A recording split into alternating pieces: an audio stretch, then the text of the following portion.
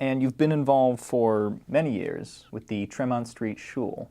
The leader of the community, when it was like more than an outpost, I'd say, because of its old membership, was at Tremont Street. He was Reb Moshe Holcer.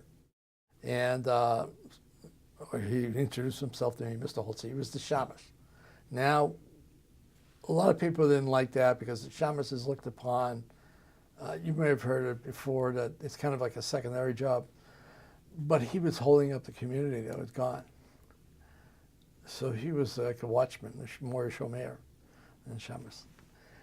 So he had a community there, which he used to attract people from the Hillels, at the universities in Harvard and MIT.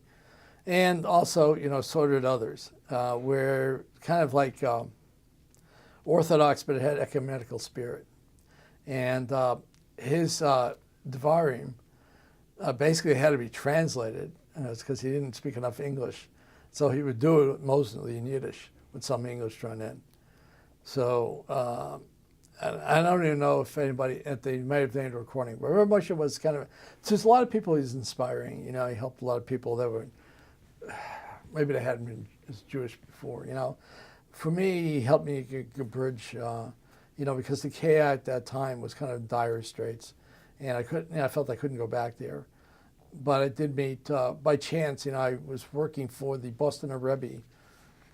He passed away last year too, Shalom, as a translator. I used to make jokes when we were going to synagogue and I said, the boss is going to kill me because I'm late.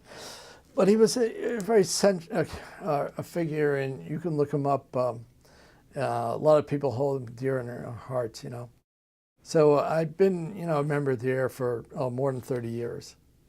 And it's also a community that can only house two separate minyanim, or now we're trying a third, one being egalitarian, and you have a traditional one with a mechitza, and yet be the same synagogue.